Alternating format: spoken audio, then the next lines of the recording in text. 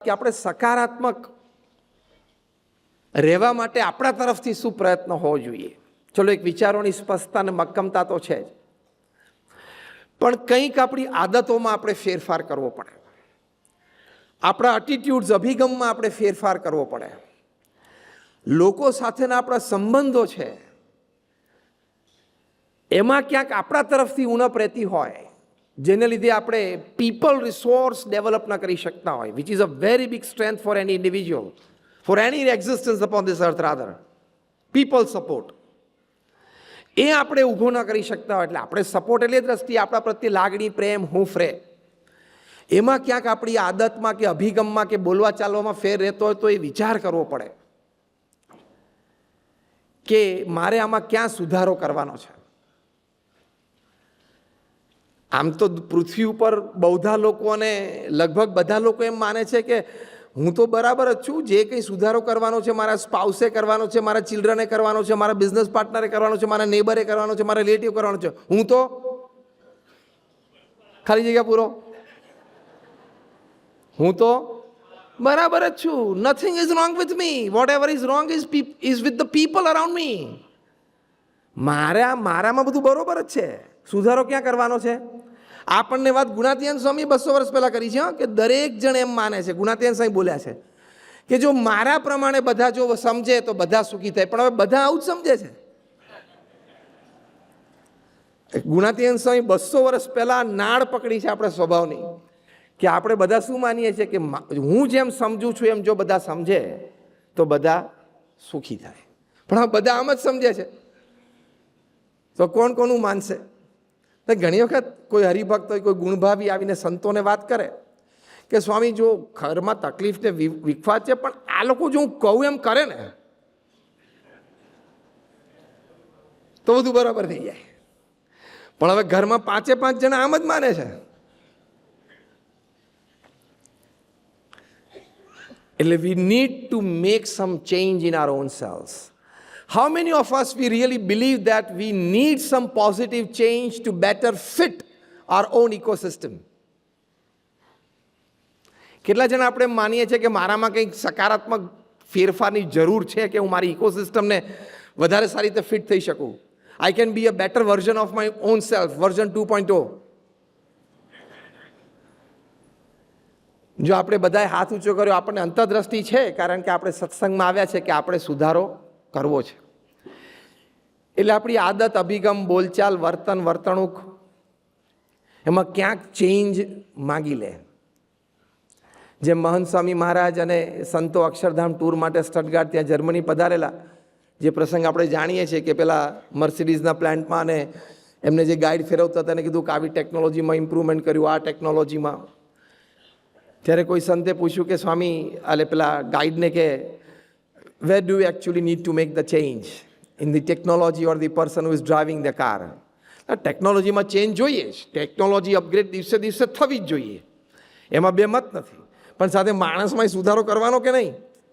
Best of technology હોય પણ દારૂ પીને ચલાવતો હોય તો એક્સિડન્ટ થવાનો જ છે. બેસ્ટ ઓફ ટેકનોલોજી પણ કંઈક ઓવરટેકિંગમાં મિસજજમેન્ટ કર્યું તો પ્રશ્ન આવવાનો જ છે. એટલે માણસમાં આપણે ફેરફારની તો જરૂર છે. પહેલાં તો માનવું એ મોટી વાત છે, અને એનાથી મોટી વાત સ્વીકારવું. માનવું એટલે ઇન જનરલ હા માણસે ફેરફાર કરવો જોઈએ, પણ મારે કંઈક ફેરફાર કરવો જોઈએ એવું સ્વીકારવું ને એમાં ગજબની હિંમત જોઈએ. હા, you need a lot of courage two accept the reality, the fact that I need to change somewhere to become a better version of my own self. એ ચેન્જ ક્યાં લાવવાનો છે? આમાં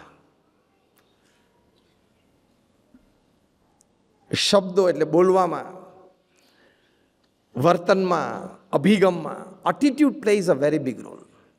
how you look at things, how you look at people, how you look at happenings in life. એ અભિગમ છે ને એ positivity માટે મૂળભૂત પાયાનો એક બહુ જ મોટો રોલ પ્લે કરે છે.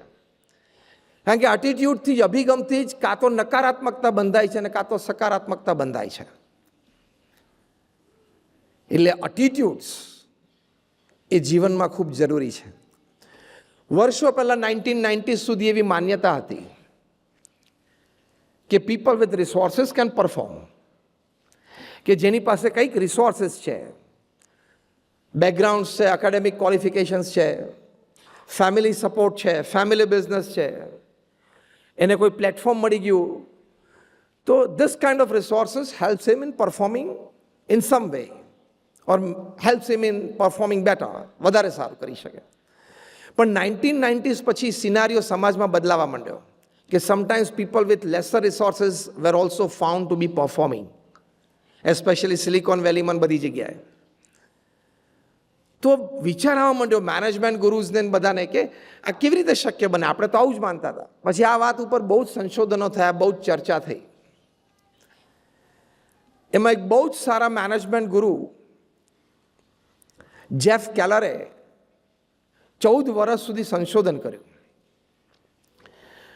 સંશોધન માટે એમને કદાચ મે બી 400-500 જેટલા આ સંબંધી આર્ટિકલ્સ વાંચ્યા હશે, 1000-2000 કલાકના ઓડિયો પ્રોગ્રામ્સ એમને સાંભળ્યા હશે, ઘણી બધી સફળ વ્યક્તિઓને મળ્યા, એમનો ઇન્ટરવ્યૂ લીધો, ઘણા બધા નિષ્ફળ વ્યક્તિઓને મળ્યા, એમની સાથે વાર્તાલાપ કર્યો. એના પરથી એક નિષ્કર્ષ પર આવ્યા, જે વાત આપણે અત્યારે ચર્ચા કરી રહ્યા છીએ, અને એમણે પુસ્તક લખ્યું. And the title of the book is attitude is everything. જે કંઈ છે તમારો અભિગમ જ છે. અભિગમ જો સવડો હોય, અભિગમ જો ઊંચો હોય, અને અભિગમ જો પવિત્ર હોય, મોસ્ટ ઇમ્પોર્ટન્ટ, તો it all adds up, it all helps you in creating positivities while you are facing adversities in your life.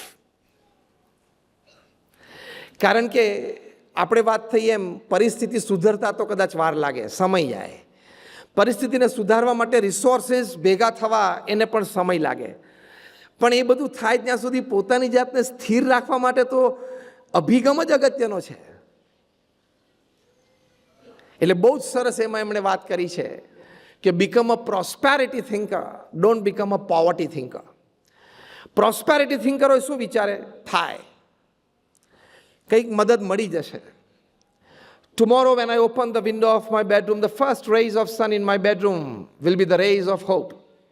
Asha, optimism. મને કોઈક વ્યક્તિ મળશે જે મને કંઈક માર્ગદર્શન આપશે. ટુડે બિલોંગ્સ ટુ મી, આજે કંઈક થશે, લેટ મી ટ્રાય. આવા બધા વિચારો અને એટીટ્યુડ કોના હોય? Prosperity thinker. અને જે પોવર્ટી થિંકર હોય શું વિચારે, નથી મજા આવતી, કોઈ સહકાર નથી મળતો, સામે દિવાલ છે, પાછળ શું છે ખબર નહીં, અંધારું જ દેખાય છે, કોઈ આઈડિયા નથી આવતો. આ બધા પોવર્ટી થિંકરના વિચાર છે. એમાં આપણી ગુજરાતી ભાષાના શબ્દો કેવા છે? આપણે તો હાથમાંથી કપરકાપી છોડે, હાય હાય મરી ગયા, આમાં ના મરી જાય, ખાલી કપરકાપી ફૂટે. હાથમાંથી કપરકાપી ફૂટે એટલે પહેલો શબ્દ મોઢામાંથી શું નીકળે છે? મરી ગયા. આમાં મરી ના જવાય, આમાં ખાલી કપરકાપી ફૂટે. અને તમારે તો એ ફૂટે એમ નથી, કાર્પેટ હોય તો.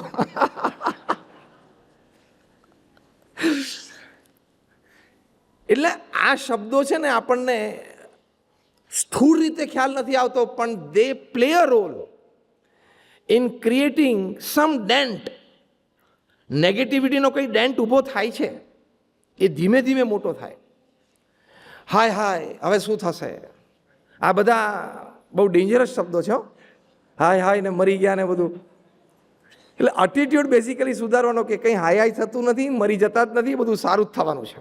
એટીટ્યુડ એટલે become a prosperity thinker, never ever a poverty thinker. એક બહુ જ સારા મેનેજમેન્ટ ગુરુએ વાત કરી છે, પીટર ડ્રકરે, જેમણે મેનેજમેન્ટ શબ્દ બહુ સારી રીતે ઉલ્લેખ્યો છે અને એનું વિશ્લેષણ કર્યું છે. અને બહુ એક સરસ વાત કરી છે કે even if you have just $5 in your pocket, ચલો ઇંગ્લેન્ડ છે એટલે આપણે 5 પાઉન્ડની વાત કરીએ. Even if you have just 5 pounds in your pocket, still you have the right to think of a £5 million business. હા કે ના? You have the right. અને એ ખાલી કોન્સ્ટિટ્યુશનલ અને ડેમોક્રેટિક રાઇટ નથી, હા, બર્થ રાઇટ નથી ખાલી, ઇટ્સ અ ડિવાઇન રાઇટ, સોલનો રાઇટ છે. You have the right to think big.